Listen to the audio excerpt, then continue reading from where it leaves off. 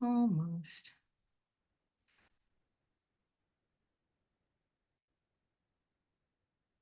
Hey everyone, and welcome to Chef AJ and Friends. I'm your host, Chef AJ, and my friend today is my friend. His name is Dr. Matt Lederman. He's been on the show before, and today we are going to get you updated with my treatment for stage 3 lung cancer because I'm now a patient at Stanford. We'll tell you all about that. But most importantly, what I'm going to tell you are the top 10 things I learned from having cancer. And we're also going to talk about what's going on in both of our lives because I know you want to know. Please welcome back Dr. Matt Lederman. Hey, how are you? I'm doing great, AJ. How you doing? Good. Well, I know that you just got back from like a big 10-day experience with Mark, who we call the magical unicorn, who's been on the show before, doing something called nonviolent communication. Did any fights break out? I surprisingly no. So that's how you know it works, right? Oh, It was a great weekend. Super wonderful to be there and to help people. It was great. yeah. So you maybe explain what that is because it doesn't sound like a great name. Yeah, some people call it compassionate communication, but it's about creating a consciousness where you care about the other person's needs and your needs, and then you work together to try and figure out how to care for both of them. And it was one of the things that there's language and there's communication techniques or tools, but what's more important is the consciousness. And I find that after 9 days, people are really able to get it, particularly when we help. There's a lot of parents there that want to reconnect with their children.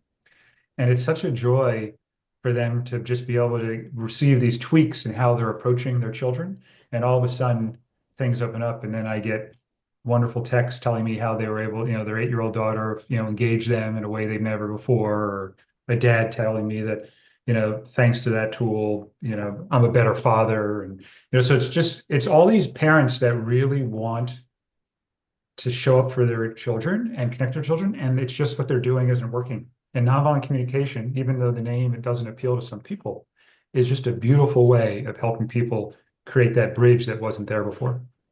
All right. So being me, I'm going to ask you this. I don't have any kids. What's in it for me if I learn this? So I work a lot with parents with their kids, but it works in any relationship. So how you communicate with Charles, how you communicate with friends, how you express your needs, even when it's, how to say no. We're actually going to write an article in our Substack next week that's for me was really challenging because in my head I could, nonviolent communication talks about how when you say no, there's actually two sides of a coin, and on the other side of the no is a yes. And what you're giving when you give someone a no, you're also giving them a yes, depending on how your perspective of that coin. And that's something that was easy for me to understand in my head. But whenever I said no, in my body, I still felt like I was rejecting people. So, for example, nonviolent communication helps you connect to the needs that you're meeting as a result of not doing what that person asked, but then sharing it in a way that they can really connect to those beautiful needs and be just as happy as you are that you're meeting those needs because you're doing it with care and clarity in how you communicate. Well, that it does sound really interesting. Is this something you teach, and is it hard to learn, especially if you've been operating the other way your whole life, either being a pleaser, which means you're saying yes when you want to say no, or just saying no the way that many people say no.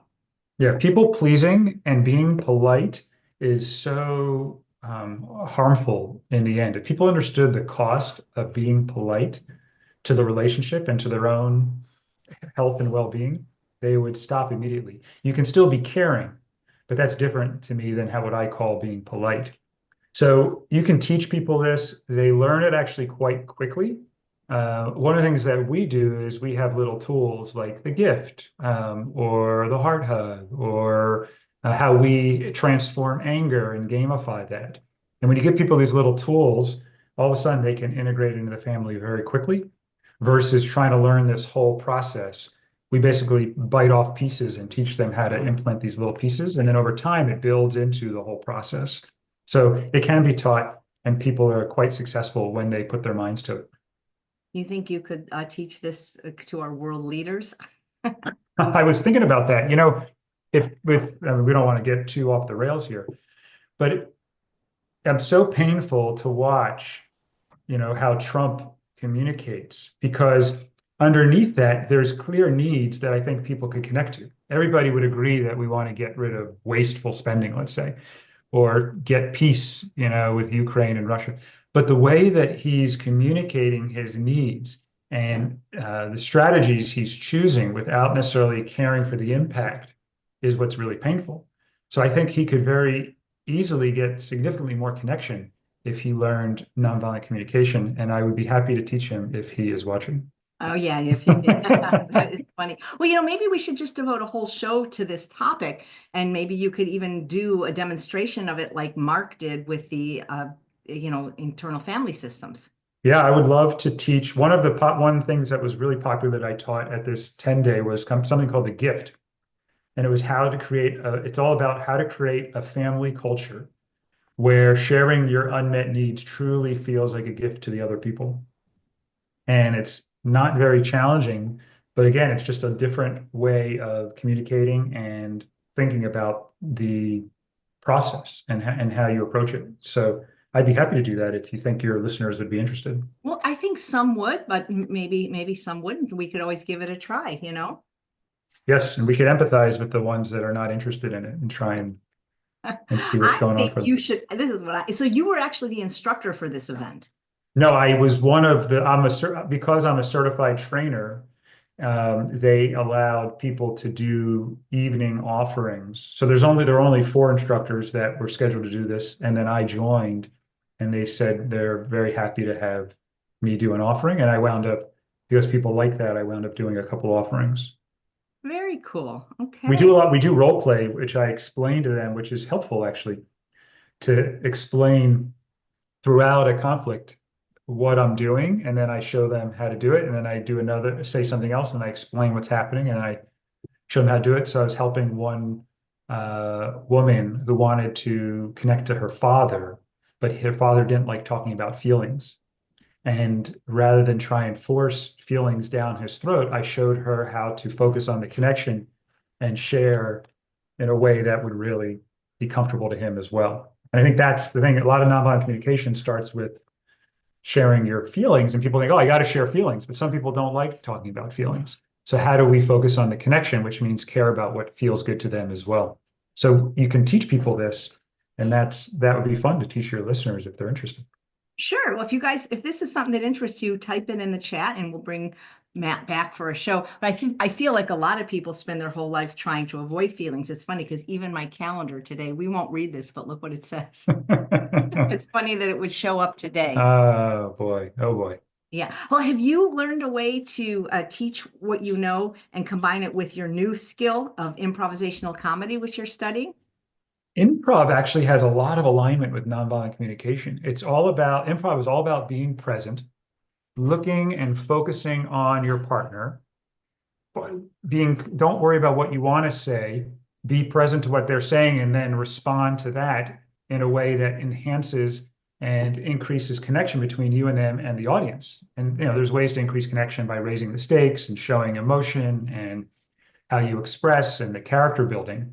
But it's very, very much aligned with the same principles of nonviolent communication, which I was very pleasantly surprised to see. That is so In cool. fact, in fact, I think that you're doing this with me and my family now. We're doing private improv class with Patrick, and my kids. I got them involved, and then when Alona saw that we were having so much fun, she wanted to do it because she was a little nervous about improv at first because she thought it was like stand-up comedy where you have to tell jokes, and it's very much not that. But then she joined, and now the whole family looks forward to it. It's a wonderful way to increase play and connection with your family that's rather unique. And I told Patrick this should be a treatment for family connection and health. It's so help, and he's such a wonderful teacher in Yeah. how he helps you feel comfortable. I've been doing it, well, on and off for 40 years, but at least since the pandemic. And I've been offering it to my audience, especially people on my mailing list. But people are just so afraid. They think they're going to have to perform or something. And it's not really about that, but whatever. Yeah, once you start doing it, doing it with your family. You don't have to do it with a whole bunch of strangers if you don't want to, but it is something that everybody looks forward to now. Yeah. Okay. Great. Well, so I'm going to tell you about my first cancer treatment at Stanford. Yes. But first, we have to show the gifts. Thank you guys. You really don't have to send me anything. Just your prayers and your jokes and your good thoughts are enough, but I do appreciate the gifts that are coming my way. And this first one, this is a very unique rose box from Dr. Otilia. She is a local plant-based doctor and her husband Remus. And it has some meaning in her culture. I actually almost watered these because they smell like roses, but they're preserved. So these will always look like this. And I keep these in where I get dressed. So thank you so much. This is quite beautiful. The shirt I'm wearing is from Linda Middlesworth and Sarah, and the one I wore the other day as well. So thank you, Linda and Sarah. Plus, I got this bear. So getting a lot of stuffed animals, which is very fun.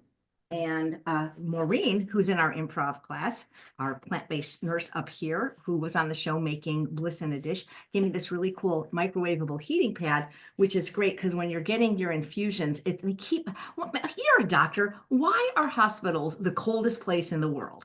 I don't know, but that is very true. It is so true. There's And even though they give you a heated blanket, that's only lasts like 5 minutes. So this is a very useful gift. And I think it has some lavender in it, which is really cool. Okay, so this is from Jane. Oh, this is really quite beautiful. And this is from the scripture. And I have, this is a quote that a lot of people said to me: don't worry about anything, instead pray about everything and thank him for his answers, from Philippians. And it's a needlepoint pillow. So that is really cool. And then it has a book in it, which the Gospel for Pet Lovers. Okay. It's like every day is Christmas when you have cancer, isn't it? All right. What's this? Oh, this is from, oh my gosh. This is from, I'm so sorry. Oh, this is from Teresa. Okay. My local friend. Very beautiful. And because a lot of people are talking about my baby stuff, which I'm dealing with, and this beautiful book of affirmations, which she made. And Charles isn't here today, so I have to be my own Vanna White and hand myself my own gifts. I think there's just one more box. One more box. And this is from Robin. Oh, this is very pretty. Quite beautiful. It's an angel. Where I'm going to put this, but I love it. There's more stuff. A lot of people send me like these huge boxes. Unlocking the Heart, a book, and another book in here. Aurora Borealis, a photo memory. So that is what we have. Thank you all for thinking of me. And if you don't hear from me, it's because sometimes I get these gifts, like the painting of Jesus, that you don't tell me who it's from. So just know I got it and I thank you, but you're supposed to get a personalized thank you note from me if you sent me a gift. If you didn't, help@chefaj.com. Okay.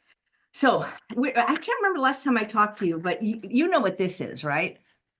yes, that was when it infiltrated, right? Right. And an infiltration is when medicine that's supposed to go in an IV goes in the tissues. And a lot of people think this is my calf, but it's actually my little forearm here.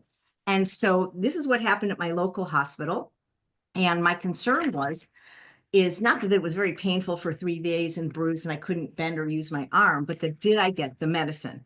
And so I contacted the manufacturer of the drug Keytruda, which is what I'm doing. It's immunotherapy, guys. It's not chemotherapy. Maybe you can explain that to people because they think I'm getting chemo, and I'm not. It is delivered through an IV. It's called an infusion.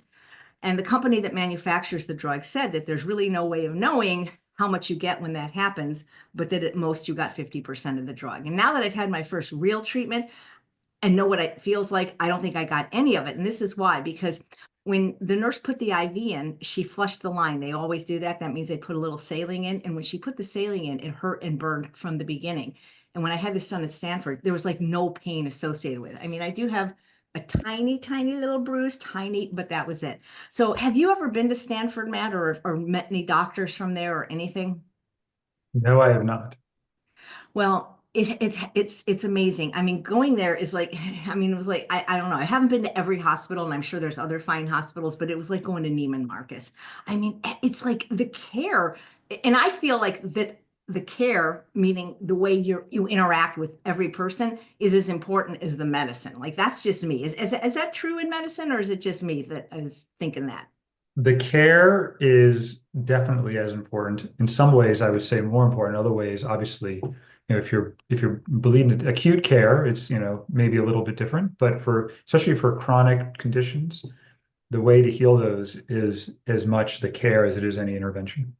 Yeah. So, I mean, every person, whether it was somebody on the phone or the person in the finance or the chaplain or the scribe, I mean, I don't know what it is in the water. They all either love their jobs or they just, maybe Stanford just hires just truly exceptional people. But my doctor, my new oncologist, he is such a sweetheart. And the thing is one of the things people are learning about me, because I never really disclosed much about myself in the 25 years I've been a chef, because that wasn't what I was about, a vegan chef. I was trying to make eating healthy, delicious, and fun, teaching people how to incorporate more fruits and vegetables in their diet. And it wasn't about me and what's wrong with me. But now people are learning that I've had a lifelong history of anxiety and suffered from panic disorder, which has been really great since I left LA. But being diagnosed with cancer reactivated. And a lot of people don't know that I've used the service dog since 2006. Because when I posted that picture, because Bailey is with me they're like, where'd you get the vest? As if I just slapped a vest on her. And there's a whole history to that we can talk about.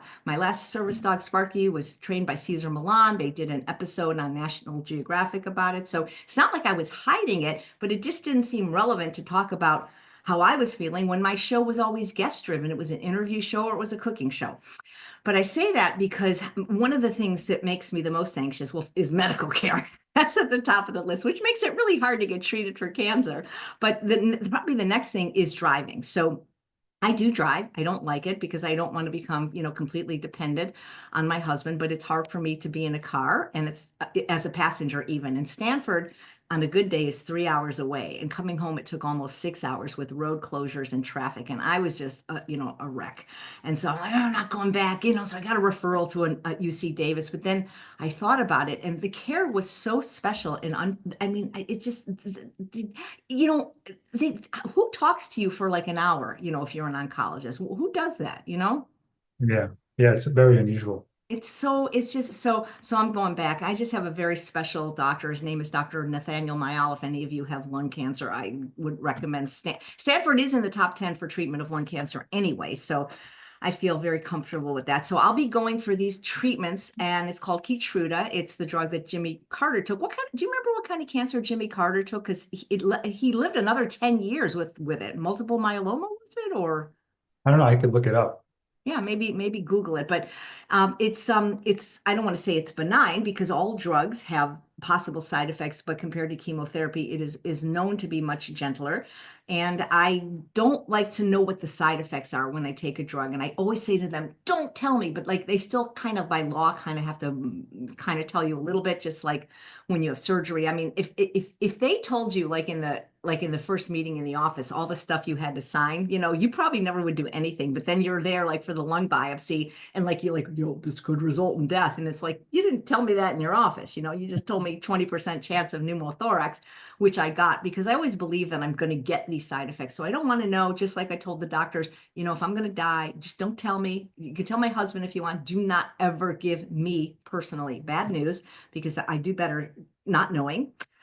And I did feel nauseous after the treatment driving home, but being in a car 6 hours, I think anybody could be nauseous. And the next day I was really tired and I just kind of stayed in bed all day and was nauseous, but I feel great now. And I still spun. Like that's the other thing they tell you, at least they told me during cancer treatment, is try to stay as active as possible. Don't be like, okay, I'm sick now and I'm just going to lay in bed all day. They quite the opposite. They want you as active as possible, and Right, because activity is, especially for something like the treatment you're taking, which is trying to enhance your immune system to be able to fight the cancer, activity is really good for your immune system. So anything that supports the immune system is going to help this medicine work better. yeah. Well, can you explain to people, because I know people keep thinking because they see an IV in my arm that I'm getting chemotherapy. Can you just a little bit tell people that there is a difference between immunotherapy and chemotherapy, that they're actually not the same? Yeah, for sure. So Chemotherapy is a powerful, it kills cancer directly. It's like dropping a bomb. It does not just target cancer cells, so it also will hit fast-growing healthy cells like hair, skin, digestive system stuff. That's why you get hair loss, nausea, fatigue. So it's like this bomb that just sort of wipes out the cancer along with everything else it hits. Immunotherapy is boosting your own defense system. It trains your immune system to recognize and fight the cancer on its own instead of attacking the cancer cells directly. So it helps your body's natural defenses find and destroy the cancer. So you can get side effects like flu-like symptoms because it's working with your immune system rather than attacking the cells outright. But think of it like giving your body like this high-tech security system that helps it identify and fight intruders. Keytruda is interesting because cancer cells have this PD-1 thing. It's like the off switch. And basically, it tells your immune system not to attack, allowing the cancer to thrive. And Keytruda blocks this switch so that your immune system can see the cancer and fight it. So when your cancer showed a lot of this PD-1 on histology, people were excited to be able to give you this treatment because they said this could really help your cancer find it and knock it out. And that's the analogy would be like a security guard. And the cancer is a robber wearing, so your immune system is a security guard, and the cancer's like this robber wearing an invisibility cloak. And the security guard can't see the robber, so it does nothing. But then Keytruda removes the cloak so the guards can finally see and chase the robber out. So that's why it works differently, if that makes sense. Yeah, it does. And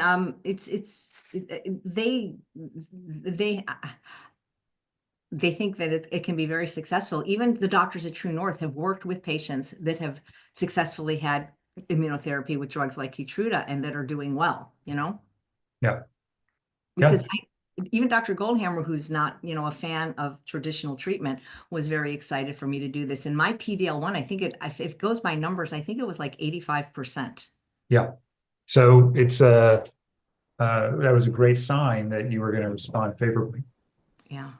So anyway, we'll see. How are you feeling? Are you getting side effects or pretty much? Here's the thing. So I'm being an anxious person, and also even before the Keytruda, anytime I would have a sniffle, a cough, it's like, yeah, I feel like, remember the show Sanford and Son with Red Fox? Yeah. And he'd always go, Elizabeth, I'm coming to join you. I think this is the big one. I've always been that person, like every little tooth, like, is it so I'm always on high active alert.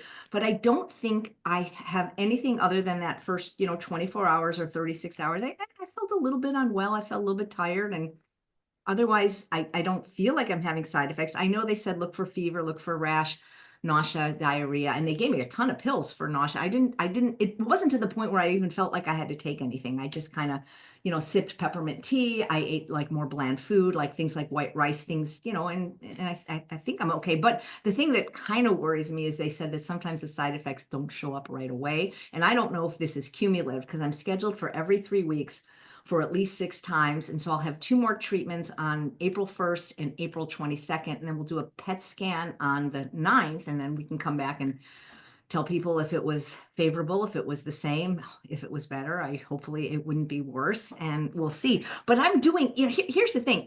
People don't realize, like somebody had made a post like, you waited 2 years to get treatment. People watch little bits of pieces and they don't know the whole story of why it took so long and it took 1.5 years to get an oncologist. It's not like I ever was doing nothing. It's just that I didn't always do the traditional things that people wanted me to do, like surgery, chemo, and radiation. And I'm glad I waited because, this is, I feel, a better option for me, because it takes my psychology and how afraid I am of treatment into account, because I can handle this. It's like a 30-minute treatment, chemotherapy, patients can be there for 8 hours. Yeah, you are very clear what works in your body, what resonates for you, what you're comfortable doing, and you really trust your intuition around that. And I think that's important to support that. Yeah, I'm trying to. And Dr. William Lee, who's one of the, world's most renowned cancer researcher, he really was excited about this drug. He wants some other things. He feels they should add some other drugs like Avastin, but we're starting slow. Feel like, it's for me, it's always better to go slow with things, because then it helps manage my anxiety. And then once you do things, it gets easier anyway. And the thing about my local hospital is they provided you with a dog, which was great. And so it was so great that I was able to to legitimately take Bailey, because it does make a difference. I think there should just be dogs everywhere, because at least for me, they really just calm my nervous system down quite a bit. And again, I told this story before after my lung biopsy. I had never heard of, you've worked in hospitals, so you probably know there's these people called chaplains. I didn't know what a chaplain was, or the whole department, but man, they're 24 hours. They're like they are so kind. Like, if you call them, they come like 24 hours a day. And I said, hey, I'm coming for treatment. I'm highly nervous.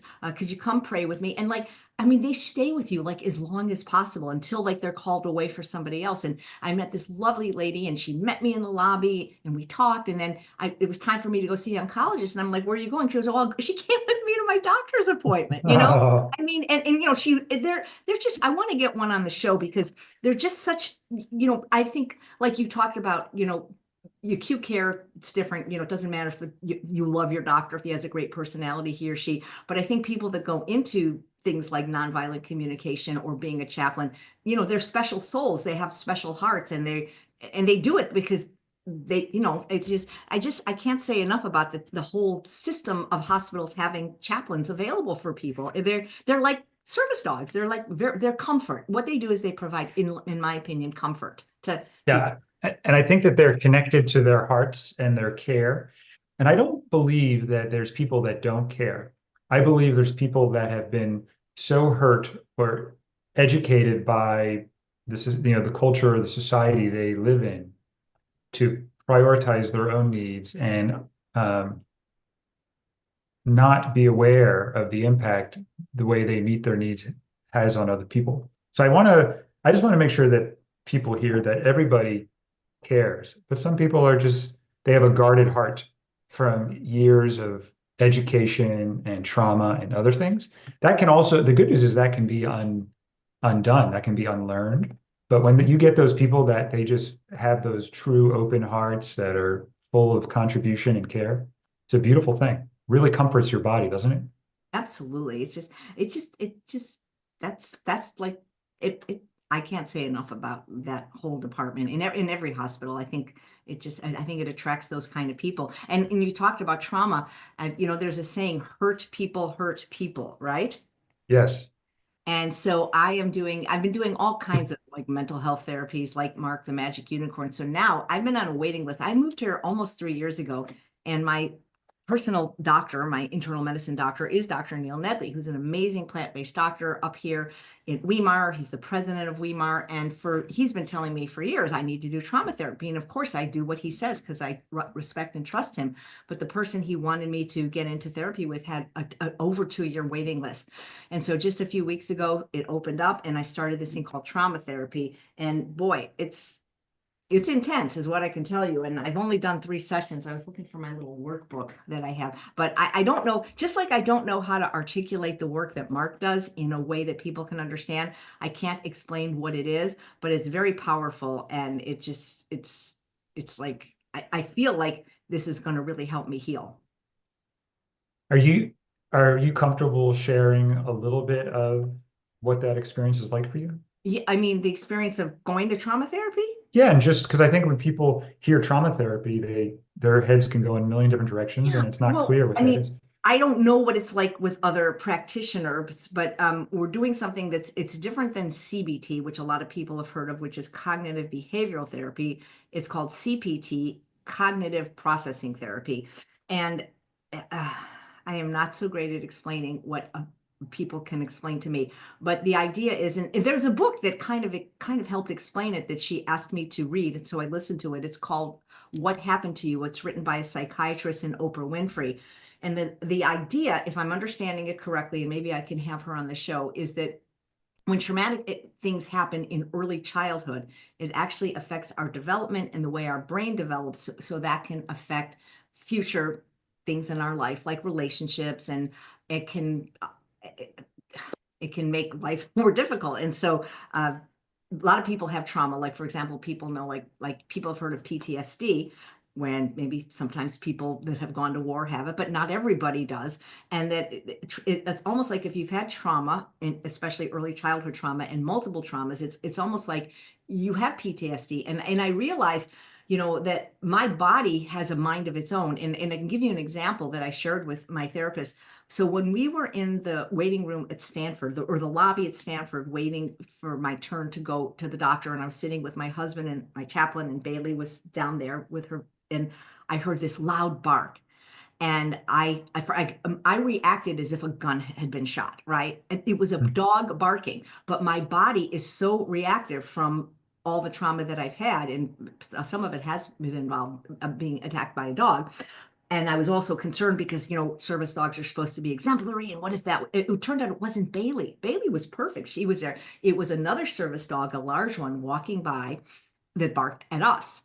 I didn't know it until but the point I'm trying to make is my body reacted before I even knew what the situation was. Mm. And it's that reactivity that trauma therapy starts to comfort or disarm or soothe. Is that what you'd say? You're going to have to talk to her. I don't know exactly what to do, but I could get my worksheets and show you, we write stuff down, like what our traumas have been. And even if I didn't have early childhood trauma, having a psychotic father and things like that, who, who beat my brothers and my dog and my mother, that notwithstanding, just what I went through with all those miscarriages is very traumatic. So she says this isn't going to be a quick fix. And so we got a lot of work to do. But I always felt that, let me go grab a book here so I can show you. Wait, I forgot. I forgot to show you one of the presents. I don't know why you guys aren't friends. You both live in LA. Dr. Steve Lewenda and Patty Lewenda and family gave me this hilarious book, Let My People Laugh. And I just want to read the quick one joke that I love. And you'll like, I think, Matt, you'll appreciate this as a Jewish person. So, what is a Jewish telegram? What? Start worrying, details to follow. And so that's kind of how I feel. So, I got involved with I don't know if you ever heard about Louise Hay. I've been involved with her work since, or at least listening to her and reading her and actually attending her in-person seminars in LA when she was alive. And she wrote this book, Heal Your Body First, and Then You Can Heal Your Life. And her belief is that not to shame or blame people, but her belief is that we have agency in somewhat creating what diseases we get by our mental thought patterns. And so a lot of the work I'm doing now is actually, that's where Charles is this weekend. He's at a Joe Dispenza workshop. So I bought a lot of his programs online, and I'm doing those. It's really about like your mind and kind of changing the way you think. And the funny thing is when I got cancer, I was like, how did I get cancer? I vegan, all this stuff. I thought that I got it from this other reason, mental health or emotional or spiritual, because cancer in Louise Hay, interestingly enough, is deep hurt, longstanding resentment, deep secret, or grief eating away at the self. And lung cancer specifically is grief. And I had all this unresolved grief, losing all those babies and not having a way to process it because they were never actually born. So there was no closure. But I'm going to that thing this is why it's so great doing the show, because viewers write in, and I found out about that thing called Rachel's Vineyard, and it's June 6th to 8th, and I'm going, and it's a place specifically to heal that, where people have had miscarriages and things like that. So that's very cool. So I don't really, I'm just not articulate enough to Well, do explain. you want me to explain how we approach trauma? Would that be helpful? Absolutely. Sure. So we work with clients around that. We think of it as like rewiring the alarm system. So if you imagine your brain is like a smoke alarm in a house, and a smoke alarm that goes off when there's a real fire. When someone experiences trauma, that the alarm just gets too sensitive or overly sensitive, and it starts going off for burnt toast, steam from the shower, someone lighting a candle. So that means even when there's not a real physical threat, your body reacts as if there is. and really believes there is. So you'll feel anxious, you could shut down, get triggered by things that remind you of past pain. So the goal of trauma therapy or connection around trauma is like it's resetting that alarm so that it only goes off when it's actually needed. And we do this by helping the brain and the nervous system reprocess old experiences in a safe way so your brain can learn like that was then, this is now, you're safe in this moment, and you have control and choice again. Because a lot of times we can't tell the difference between the past and the present when we have trauma. We don't feel safe right now, and we don't feel like we have choice and control. And you can do that through what we do is different pieces, but talking, so helping make sense of the past, somatic work, where you work with the body to release stored stress. And then there's this ability to help the brain process memories so they lose their charge. And this can be, we do different mindfulness practices that go back in time. Some people have called it time travel. But the goal isn't to erase the past, it's to change how it lives in your body and mind so that it no longer runs your life. And I think that's the key, is that we're not going to change it or not erase it. We're going to change how we relate to it. And does that help make sense of it? That does make sense, and I wish I could be more articulate, but I've never been good at explaining things that were more somatic and visceral. So yeah, I go and get this. There's like little worksheets, and there's a lot of homework with this, so that's kind of cool. Seem to have a Yeah, lot a of lot of the homework. healing is through your work. A lot of people are used to going to doctors and have the doctors do stuff to them and then give them pills to take, and that's about the extent of the work. But the work that you've been doing, AJ, the healing work, is a lot more effort on your part. I know it's not just give me a pill or a procedure. It's like I actually have to do something. Exactly. Yeah. Well, I guess it's like that old analogy. If you keep sweeping stuff under the carpet, eventually you're going to trip. And so I tripped, and I tripped in a big way with lung cancer. So that's that. And that brings me to the top 10 things that I learned from having cancer, what cancer taught me. You want to hear this? I wrote this up. I think it's pretty good. If you want a written copy, just subscribe to chefaj.com, because we'll send everybody one with our newsletter on Sunday. So you're going to like this one, Matt. So the first thing is don't judge other people. That's a big one. Yes. So I don't want to say that I was the biggest judgmental asshole, but I feel like I was very judgy, and I still kind of am in my mind, but I have learned to keep my mouth shut. I really think I'm doing very good at that. And I think that as a group, and I can't speak for every vegan, that vegans are a judgmental group of people. I do think so, and that's why they have such a reputation. You know, um, it's funny because I recently posted on social media a sandwich. I ate a sandwich. And you would think that I ate at McDonald's by some of the responses, right? I ate a sandwich on the vegan sandwich on gluten-free bread that had roasted sweet potatoes, avocado, greens, cucumbers, pickled onions, and there was a vegan faux cheese sauce on the side. And a lot of people were like, yeah, this is great. And it's like, you eat bread? You shouldn't be and it's like, oh my God, people see like a little bit of the story, and they don't know, like, I got down to 99 pounds. I lost 20 pounds. I had to gain enough weight to have treatment. I was too underweight, and I gained 10 of it back. But the thing is eating, it's so funny because this makes me realize that all this stuff, I don't want to be involved with the weight loss community anymore, but I taught people very successfully to lose weight like I did, 60 pounds, just eating a low calorie density, oil-free, plant-based diet to the left of the red line, fruits, vegetables, whole grains, and legumes. And eating that, I could not gain weight no matter how much I ate. So even with Dr. Goldhammer's blessing, I had to include more calorically dense food. And I just didn't want to be eating a lot of nuts because they're still a little bit of a trigger for me. And I don't feel well when I eat a lot of fat. So I added things like tortillas baked, some bread, 1 to 2 times a week, gluten-free bread, avocado. And you would have thought that like that I killed a cow or something. When people have judgments, we all have judgments. We were brought up judging, but judgments are just a tragic way of expressing your needs.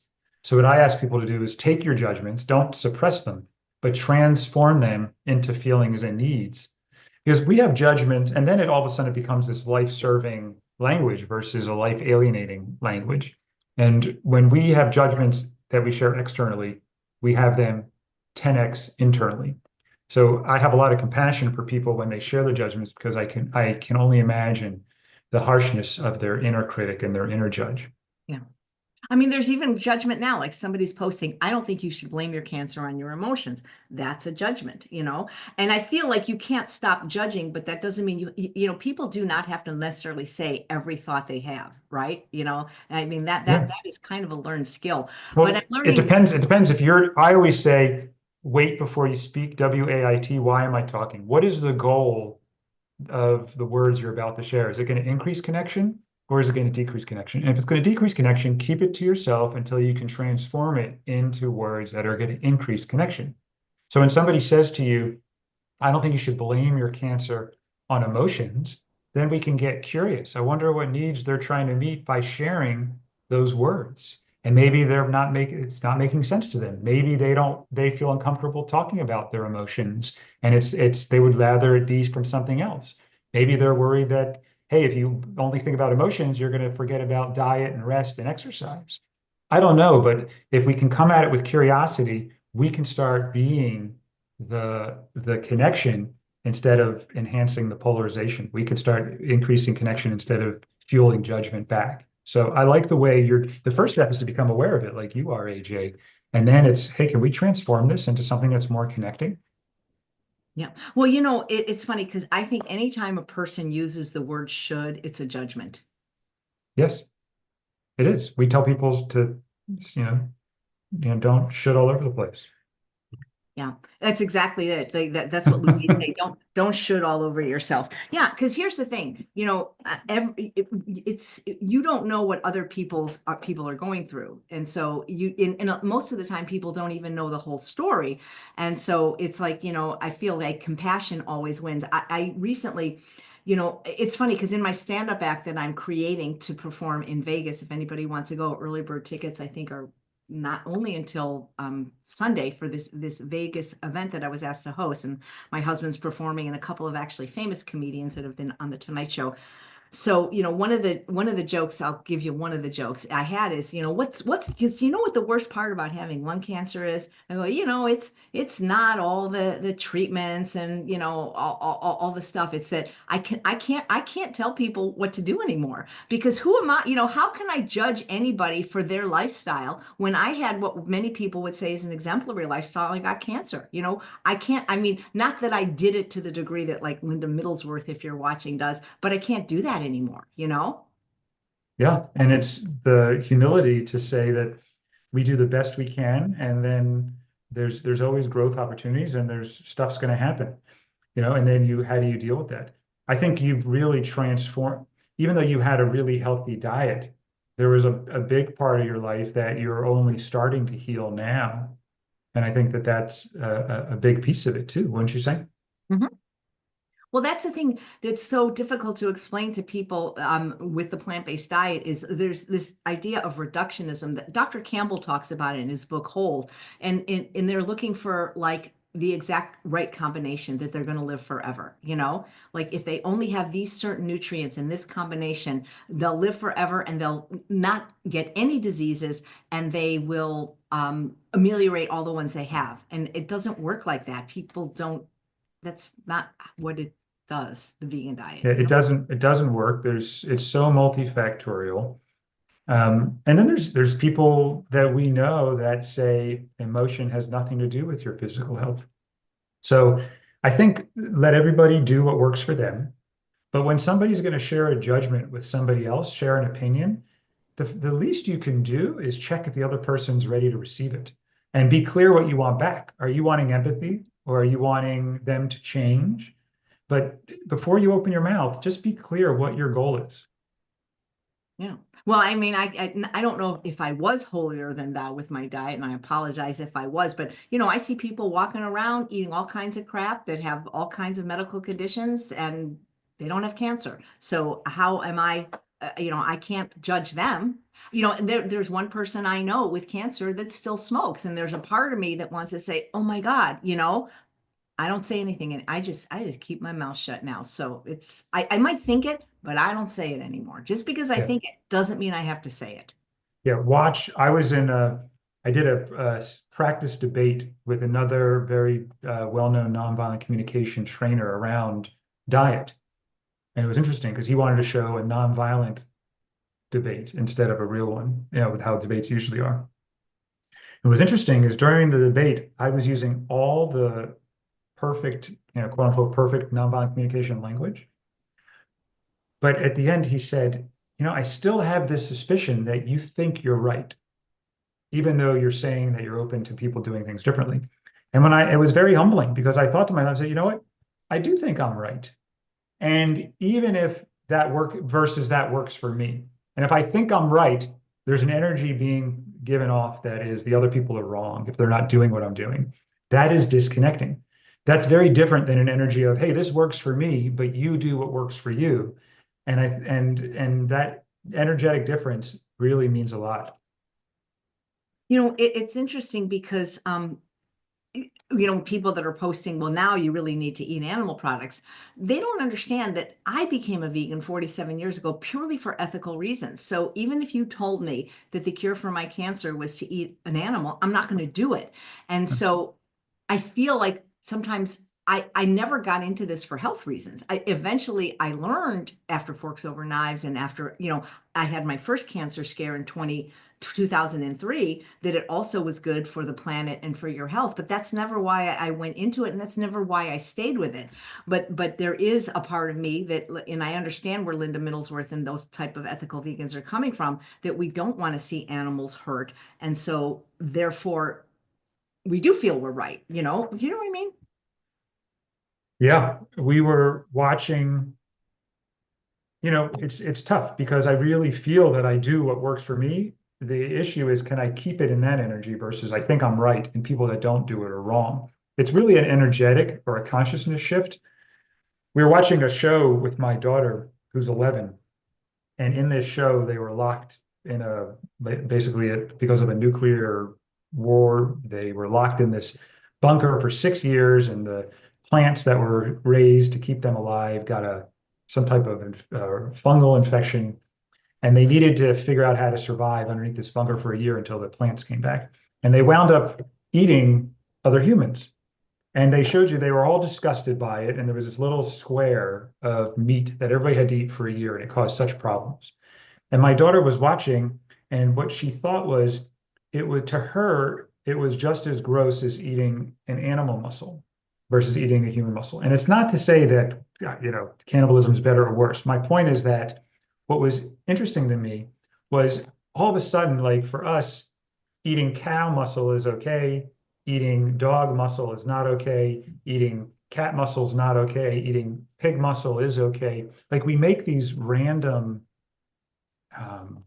we justify it in this random way that really doesn't make sense to me. To me, it's eating the muscle of anything that's alive should be the absolute last resort. And like you're saying, even if it's the last resort, some people might choose not to. In fact, she said she would, I mean, who knows until you're faced with the situation, but she said if she was stuck under the bunker and had to eat, whether it was an animal, she wouldn't do it. Just like you said, AJ, if you had to eat an animal now, you wouldn't do it. And there'd be a lot of people that would say you're crazy, but it'd be great if people could see from your eyes and why that works for you. Well, there's this thing that Dr. Lyle talks about, the egocentric bias, and I think most people have that, is they only see things from their own perspective, And Yeah. if it came to eating people, I can tell you right now, I would never eat a clown because they taste funny.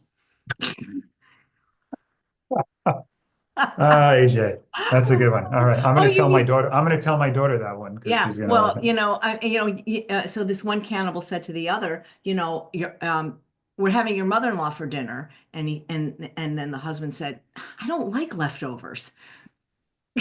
All right, Oh boy, but you're gonna get some comments there, I bet, yeah, yeah, huh? whatever. Okay, well, yeah, sorry. So number one, don't judge others. So that concludes the cannibalism part of the show. Yeah, exactly. That is funny. So the next thing one of the next things that cancer taught me is never say never, because it always, at least for me, bites me in the ass. And I remember when I was 40 and had my last mammogram, I remember when the doctor said, "You're being irresponsible. What are you going to do if you get cancer?" I go, "Well, I'm not going to do nothing, because I'm not going to get cancer because I'm a vegan." And, blah, blah, blah. And I remember, refusing the colonoscopy in my 50s. "What are you going to do if you get cancer?" "Well, I'm not going to get cancer because I'm a vegan. And, if I did, I'd go to True North and fast, and I'm not going to take the treatment anyway." Well, hello. Guess who got cancer, and guess who's taking the treatment? So never say never, because you never know. Life has a way of making you eat your words. Yes. Yeah. Beautifully said. Yep. And so the next thing I learned is none of us are guaranteed anything in life. Not anything, not time, not health. And there's no guarantees, and this is why, this idea of living every day to its fullest is super important, and being mindful. That's the other thing that I'm practicing, or I'm going to be getting into more specific classes and learning the tools. But one of the lovely viewers gave me the book of John Kabat-Zinn, A Full Catastrophe Living. So, there's no guarantees in life. And I mean that especially because people get so upset when they say the vegan diet didn't work, because they don't take into account that it is, we keep hearing it's the food, it's the food. It's not just the food, guys. It is not just the food. And man, I cannot tell you how many people, and I can't tell you who they are because it was told me in confidence. I would say that since I came out 3 months ago, at least 50 people, many of them doctors, many of them influencers, who either have cancer or some other lifestyle disease, that are just afraid to say anything because they're worried, just like I was, that people say, "Well, now the vegan diet doesn't work, or what's the use?" People just don't understand that disease is not just caused by what you eat or what you don't eat. And so even with a perfect vegan diet, there's no guarantees. There's no guarantees. My daughter got Crohn's disease. She wasn't on a whole food plant-based diet by her choice, but you just you don't know what's going to happen. And if you act like you know everything, and you're going to wind up eating your words. Absolutely. And, I know, and I'm not going to mention their names, 2 raw food vegans. And a lot of people think that the raw food diet is superior, and that, I should be going raw now. I shouldn't be eating bread. I should be doing, 100% raw. And 100% raw can't be better than water fasting, which it helps. And I do oh, by the way, I do fast during my treatments, the day before, the day of, the day after, to the best of my ability. Sometimes on the day before and after, I've got to drink some juice because it's hard to fast in general, in my opinion. But I know two exemplary raw foodists that both died of cancer at a much younger age. One of them a pancreatic cancer. So yeah, there's no guarantees, but I do like what Dr. Sim Malhotra said, is that, the plant-based diet is like a seatbelt. But even with a seatbelt, you can get into a pretty nasty car accident sometimes. But that doesn't mean we don't wear our seatbelt. And some people can die, even though I like that analogy. You can die even though you have your seatbelt on. You can Absolutely. get all sorts of problems. And when you judge other people, you then are very isolated and alone when something happens to yourself, versus really being open and accepting of all people's choices. Yeah. It's like that saying, if I want your opinion, I'll give it to you. Exactly. All these Jewish quotes. Okay. Number 4, top 10 things I learned from having cancer. At least I believe this now. What you think is more important than what you eat. And it doesn't mean that what you eat is important, but if you have stinking thinking, and I think I did have stinking thinking in a lot of areas, which is why I am taking the medication, but most of my focus is from the neck up now, doing the deeper inner healing mental health work with Rachel's Vineyard, with people like Mark, with my trauma therapist, all that kind of stuff, Louise Hay, Joe Dispenza. So that's what I'm filling my life with right now, mostly. No television, no social media. That, to me, those are detrimental things to my mental health. So I don't look at Facebook or Instagram. Obviously, I'm on YouTube because you're watching me here now and we're streaming, but I don't look at it because it's just, to me, it's toxic. So I think what I put into my brain is more important. I mean, what I put in my mouth is important, but what I put here is, to me, what's going to facilitate my healing, because it's been not optimal for a very long time. It's so important. And I feel sad when there's people out there, including professionals that tell you that your thoughts and your emotions don't affect your physical health. There's data now that makes it very clear that it does, and it's just sad and I think misleading and a disservice to people. It's not to say one or the other. And I don't know, everybody with this reductionist thinking says, well, what's the one thing, or what's the thing that matters? And it's everything. It's not one thing. Exactly. And it's like when Dr. Dean Orrish was on the show talking about mind body medicine, he said people that don't believe in it, have they ever had an erection? Hello. Yeah. Exactly. You were going to talk about that CTRA, I believe it is, the work of Dr. Stephen. Oh, Yeah, maybe we can get him on the show, but I remember when we came on the first time and you had mentioned about how that works. There were some doctors that were like on their own podcast saying that it's BS. So maybe this would be a good time to speak to that. yeah. So the conserved transcriptional response to adversity is sort of like the body crisis mode. Think of your immune system again as a security team. And when life feels safe and meaningful, that team stays balanced. It's ready to handle threats, but it's not on edge. And when your body senses long-term stress, whether from loneliness or trauma or a lack of purpose, it activates the CTRA like a security team that gets an emergency alert. And this shifts your body into high inflammation, preparing for wounds and infections from fight, as well, and it decreases resources into the viral fighting defense system because it can't put resources everywhere. It has to sort of pick and choose. So you go into this high inflammation, you decrease your focus on fighting viruses because your body's in crisis mode. Your body thinks injuries are a bigger threat than viruses. And when that happens, you're also not able to fight cancers. Because you need the sort of the same systems that fight viruses are also the ones that are good at fighting cancer. And your body is not worried about long-term threats of cancer if it thinks there's an immediate threat. So why does this matter? Chronic stress can keep this alarm system stuck on, increasing the risk of diseases from everything from heart disease, depression, cancer, even some neurodegenerative disorders were connected to this. On the other hand, having strong relationships, a sense of meaning and purpose, inner peace, all of that helps turn off the unnecessary alarms, keeping your body in this healing mode. So that's the CTRA. There's other things that we've talked about, the cell danger response, which is sort of like the lockdown mode of cells, polyvagal theory. I can get into that another time, but that specifically what I talked about was the CTRA, because that's at the level of the gene expression of your immune cells versus the CTRA is at the cellular level, mitochondrial level. Polyvagal theory talks about it from the autonomic nervous system level. Yeah. Well, I find that all interesting, and I think I might have been one of the people in the past that poo-pooed it, or not, maybe not poo-pooed it to the degree. And if I did, I apologize, and I probably did it because I just didn't want to believe it or deal with it. You know what I mean? Yes, apology accepted, AJ. Yeah, thank you. I didn't. Just kidding. I don't remember actually. I No, mean, maybe I didn't do it poo-poo. out loud. I didn't poo-poo your work, but I mean, but a part of me always believed this because if I didn't, I wouldn't have gotten involved with the Yeah. work of people like Louise Hay since the early 80s. But I think about was it Romania, the studies they did in those orphanages where Mhm. the babies they had their needs met in terms of they were fed and they were diapered, but they were never held, and how the failure to thrive, Yeah. Yeah. I remember reading about those a while back. Very interesting that there's more than just getting the right food and liquids into your body. Absolutely. It's that I think it's the missing component. It's almost I feel like what it is what's missing in medicine. And that's why, that's why I feel like my treatment is going to be successful at Stanford because they have that caring component. It feels more like a warm hug than it just put the needle in and here's the drug. Yeah.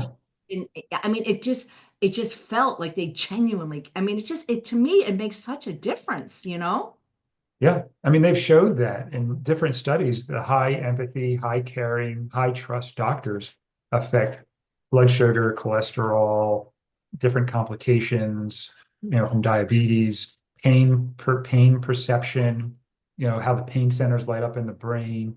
All that's based on those were studies we're looking at high empathy, high trust doctors versus low empathy, low trust doctors. I've always said I'd rather have one that's kind than one that is good, but I mean, it's Stanford. I think I've got both. So I think anyway, that's the key. I'm pretty impressed. And it says a lot that you're willing to travel all the way to Stanford. know, if people knew my car, and poor Charles, but we're doing things like we're listening to Joe Dispenza and having the dog and taking, actually stopping is worse. It's just like I just get there and I wish there was a way to just like put me in a medically induced coma and get me there and get me back. But hey, I'm having to face all these things that I didn't want to face. It's like, well, I Yeah. thought like I'm gonna be 65 in like actually 2 weeks. Yeah, 1 week. Actually, March 22nd. I thought, yeah, I'm going to retire. My life's going to be easier. It's actually, in some ways, it's harder now, now than ever, at least emotionally. But Yeah. what are you going to do? I mean, I'm an Aries. I'm going to fight this thing. I don't even like the word. Just going to, I'm just going to accept it because it is what it is, right?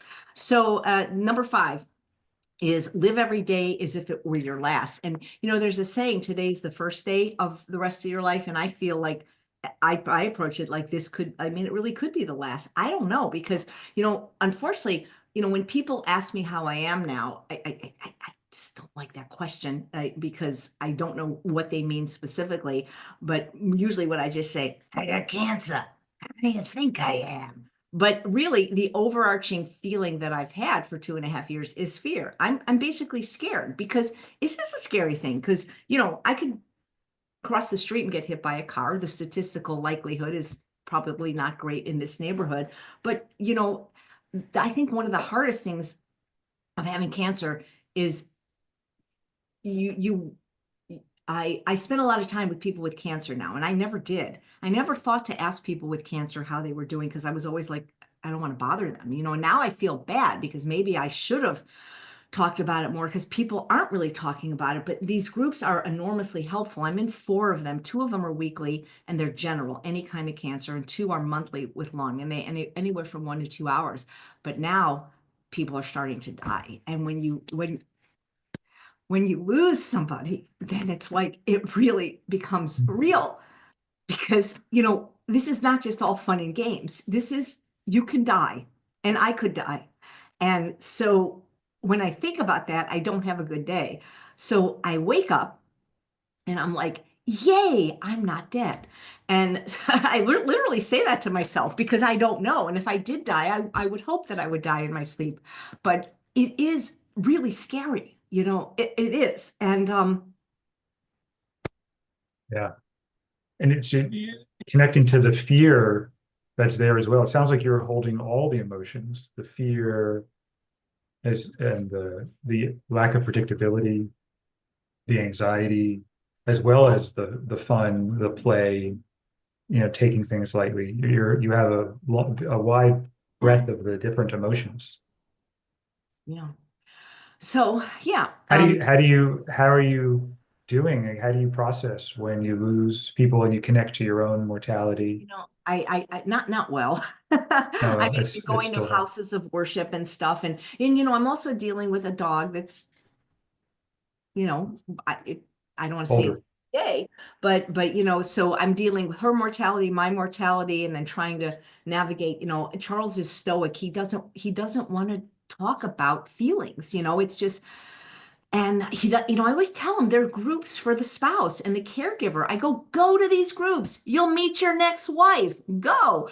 But so it's people don't realize it's a cancer is a family disease. I mean, it doesn't just affect the person with cancer. It affects their loved ones, and it's really, really hard. And my contribution is for the time that I have left, I'm trying to offer people not just hope, but resources. Like, for example, somebody today said, well, how do you get a cancer buddy? And I can't put it in the chat right now because my moderator, Suzanne, is not here. But if you go to the episode with Danielle Hicks from Go To for Lung Cancer or Immerman's Angels, there are so many resources that are available to people with cancer and their caregivers and their families I don't know if they're hidden or just I didn't know about them. And like today at 2 o'clock, Matt, I have a show. This is going to be a great show because half the show is going to be about the guy named John Burke, 18-year pancreatic cancer survivor.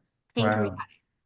So now this is the thing. It's like there's something about everybody I know that has cancer and has beat it is an advocate now, or they're doing something. They're not just holding themselves in a wall. And even if they are, if you, they're the most giving people. They help you, they talk to you. And so what this guy does now is he's a camp counselor for a camp that I'm hoping I get accepted to, that is free to adults with cancer. And so this is like the coolest thing. And so I hope to be able to just be a resource for people, because it's very scary to be diagnosed with cancer. They need to give you an angel. Like, they literally, there should just be like a designated person in the healthcare system that kind of is just like, your counselor, your buddy. And I'm trying to figure this out so that the next person like will have a template, because I had no clue. Yeah, you have to figure it out as you go. But so the idea of living every day is not like a morbid thing. It's like, because I say to myself, this is why I have 2,000 emails in my inbox, because I say to myself, if I'm dying, do I really want to check email? No. If this is my last day, do I want to like scroll through Instagram or watch television? No. And so it's made life more meaningful, because now I pretty much, obviously I have to work, but I only do what matters now. And if people could get that lesson and just do it. I mean, I beg, I mean, I have friends, oh, I'm not on it that much. I mean, that's, people waste so much time on social media and they're not living their life. Yeah. It's uh it's so hard to give people that lesson. They got to get it for themselves though. Yep, absolutely. But that I'm trying to shout it from the rooftops. Number 6, genetics matter. And we kind of talked about this with diet, but I had a cancer scare in 2003. I've had so many family members die of cancer. And even when they're taking your tumor, what are they doing? They're doing some kind of genetic testing on it. And so people, I think, especially plant-based eaters that are looking for that magic bullet of, not put, if I just make a smoothie and don't put the blueberry and the banana together, that's it. And if I just put this in the smoothie or just eat raw, this is all great. This is your seatbelt. But people forget about the fact that genetics is super important. Yeah. It's all goes into the soup. Absolutely. And the genetics, unfortunately, is not something you can change. And even Dr. Goldhammer talks about it, no matter what you do, you're not going to outlive your genetic potential. But we do these other things so that we live better during that time. But that doesn't mean we're not going to die and we're not going to get a disease that we thought that we could avoid if we just had that perfect diet. Number 7, in all things, be kind to others, to yourself, and even to people who are judging you and annoying you. I love that because it reminds me of the need for interdependence, and that even if you get your needs met, or you think you get your needs met when you're not being kind, you're not really meeting all of your needs, because everybody has a need for kindness. They just sometimes lose connection to it. So, if you meet your needs at the expense of someone else, you're not really meeting all your needs. Yeah. I wish I could remember. There was a really wonderful quote from the Dalai Lama, something about, when you talk, I'll try to Google it, but it was something about that, and it really resonated with me. So that's one thing. And number 8, oh, this is a big one. Worrying about it doesn't change the outcome. Yeah, that's been my biggest lesson. And that's what anxiety is. It's about this imagined future. So worrying about it, I could have spent my whole life worrying about getting cancer. I actually didn't. I've worried about a lot of things, but that wasn't one of them. And I still got it. Worrying about it does not change the outcome. It actually just makes you miserable in the time. And I just had a recent, well, I guess I could say this because it's resolved. My biggest concern with this infusion was that I didn't get the medicine and I was going to still have to pay the $35,000 bill. And I didn't feel like it was fair because I didn't get the medicine and I was also harmed. And so I had to go through the channels of my hospital, and I wrote a letter as stating my case, where I felt like, I shouldn't have to pay for this because I didn't get the medicine and I was injured and this was preventable and blah, blah, blah. And so they said, we'll make our decision in 30 days. Well, what did I do for those 30 days? All I did was worry about it. What am I going to do? How am I going to pay that bill? Blah, blah, blah, blah, blah. Me, After 30 days, I got the letter and they said, case closed, and you will receive, you will not have to pay anything out of pocket. I mean, my insurance will pay what it pays.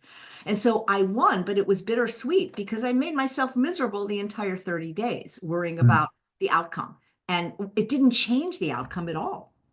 Yeah, and that's the thing. I think that's the work of how to self-connect and be with your feelings, which is what do you do? You can't just say, don't worry. It's hard to do a don't. So it's what do you do when you're feeling worried, and how do you transform that into something that's life-serving? And that's a practice. And I think that's something you've been working on, AJ, with some coaching and education. And I think it's very doable. A lot of people get stuck though because they'll just say, okay, well, I'm not going to worry. But you can't. It's hard to do a don't. Well, why is this piece so hard? Like, I didn't find it hard at all to eat like a perfect plant-based diet. Why is this piece so much harder, number one? And why do so many people avoid it, number two? But being with the unpleasant emotions is what allows them to pass. But a lot of people don't know what it means to actually be with them. They might think about them, but to really be with them in your body, which is where feelings, you feel them, they're in your body, not in your head. And then we interpret them and have different names for the emotions. But they don't know how to do it. It wasn't modeled for them. For most people, it wasn't modeled. And the cognitive part of your brain is so overemphasized that we just keep trying to think our way out of something that you can't think your way out of. Intellect doesn't solve these issues, doesn't heal this. So once they learn the skills of how to be with these feelings, they'll watch them start to pass and flow through, and that's when the suffering stops. I You just just have to remember, learn how. I just Googled the Dalai Lama quote. It's if after trying to save the world is lost, no regrets.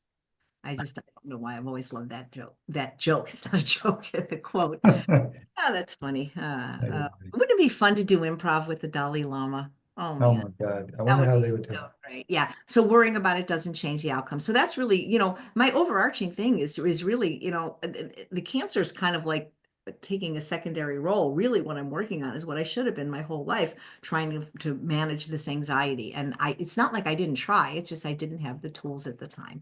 Okay. So number 9, I don't know who made this quote, but it's so true. Especially getting through cancer treatment. All you need is love and a dog. Mhm. I mean, That's that's sweet. getting like I don't know how people you don't have a pet. You got to get a pet for you have 2 young children. They would love a dog. Puppies were hard though when you're trying to train them and as Right. busy as we are. But yes, we're actually looking for one that's like 1 or 2 that's a little older. So if I anybody is tell you about a knows great of place. that, We got Bailey when she was 4, and she's the best dog we ever had. Already trained, already toilet trained, and yeah, that is just the best. let But us know. Let us know where you did that because I will let you know Jordan and Kylie would be ecstatic. very special dogs. So, and then the last one is, in some ways, the most important. If you lose your sense of humor, you have lost everything. Hmm.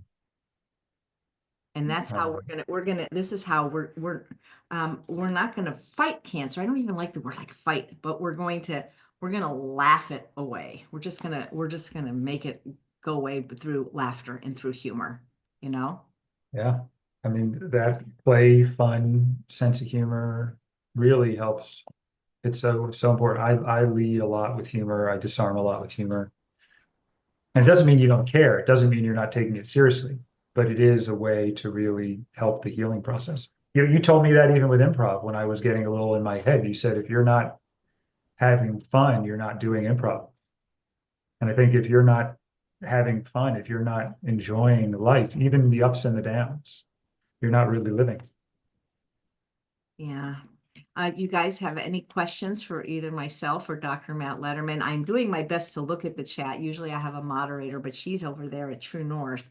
So she's not able to help today because there's many screens that we have to look at. So that's about it. I mean, that's all I got.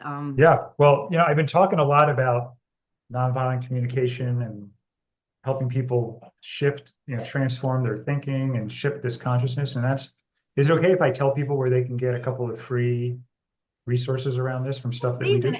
and tell us also, because this might be the first time people are seeing you, if they wanted to work with you or your wife, Dr. Alona Pulde, like what services do you offer? Because we'll put that in the show notes as soon as the show is over. But Yeah. maybe we just assume people knew you, but maybe they don't. Well, we have a site called connectiondocs.com that people can get more information. We have some free resources there, particularly around helping adults and kids. We have feelings and needs sheets and role plays and all sorts of stuff there. If they want to do coaching, they can. We also have the Substack, Connection Docs Substack, where we have an article that's free every week that helps people address topics like those we discussed today. So they can subscribe to that and get that letter every week. And we also have a free podcast, webeparents.com, where we bring connection skills into the family, and it can help people with young children or adult children, and the concepts, me and my, it's between the partners and the relationship as well. So again, all of that is free for everybody if they want those resources. And then we're launching right now, AJ, I don't know if I told you about this, connectin.com. So KINECTIN.com. And that's an AI coach that has been trained around helping people with connection, role-playing tough situations, learning how to empathize with themselves, with other people, getting clarity around what their feelings and needs are, what other people's feelings and needs are. So you can put in all your judgments and frustrations and anger, and it will help you transform that. And then Wait, it'll actually give you strategies on how to navigate it. So it's really cool. wait. So this is you get it's like Chat GPT therapy? I mean, You can take these, you go to connectin.com and you sign up. You can take an attachment style, a conflict style, a love style, and it takes all that information about you to tailor the responses to your styles, what resonates with you. And then you can put in your preferences, you can put in the relationships, you can describe the different people in your life that you want it to know about. And then you can bring up situations and it can help you navigate those situations with more connection. So it's a coach that you can talk to, you can type, you can you can dictate, you can have a audio, or you can actually talk to it in real time, and it'll converse back with you. And 24/7, to have those skills is really exciting for people. well, is this something that you've put in my show notes before? Because this is the first time I'm hearing you I talk. don't know if I put in your show notes because we just launched it. It's like a soft launch, but people can now access it. And it's pretty cool to see it. My kids use it. My daughter, who was 11, used it when she got into a fight with her cousin and we weren't home. He said, "Dad, I talked to Amari, who's the name of the coach. And Amari helped me figure out the fight with my cousin and then told me what to do. And I tried it and it worked." I And I want to said, do this because I have, "No, well, I'll get you set up after the show." My 11-year-old or my 13-year-old was so angry at the whole house, like everybody in the house. She was, something was going on, and she didn't want to talk to anybody. So I just took the phone with Amari. I said, "I want to remind you that Amari's here to listen to you if you have any needs here." And she came out 2 hours later, handed me the phone, and said, "Dad, you can read my conversation with Amari if you want to hear what was going on." And I read the conversation, and then we had a really beautiful connection because she felt very comfortable talking to Amari about what was going on. And then it helped me understand where she was coming from.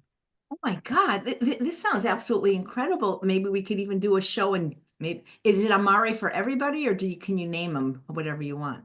It's Amari for everybody. Oh, So we're actually toying around. Like I said, right now it's early on in the launch, so we're still really trying to figure out what people enjoy most as far as features and tools and tech. But it's pretty cool. Definitely, I didn't realize I haven't shared that with you, but it's really cool. I'll show it to you. But it really cool. Might use it in the middle of the night at 3 in the morning. You can't call your coach up, and it's a lot cheaper than coaching. So that it's sounds pretty cool. absolutely incredible. Wow. Okay, there's a question. What is the best way to help people with a serious diagnosis? I think it depends what you mean by help. If it's someone that that has a serious diagnosis, how do you support them? Or Are you trying to fix them? Are you trying to give them information that you think is going to contribute to them? Do you have a sense there, AJ, of what the question is? Um, Not really. Maybe they could expound on it, but I would just say the best way to help them is ask them if they would like your help. Yes, that's always the first step is what is my goal? And then see if they're open to that. Don't just, don't just throw it at them. Yeah. I would say just take the word should out of the vocabulary, and that's a good way to help people. Yeah. I think there were some cultures, I think Marshall Rosenberg, the creator of nonviolent communication, said there were some cultures that didn't have, oh, it was the verb to be. That was what it was. They didn't have the verb to be. And he said they were remarkably less violent because you couldn't label people. You couldn't say you are this or you are that.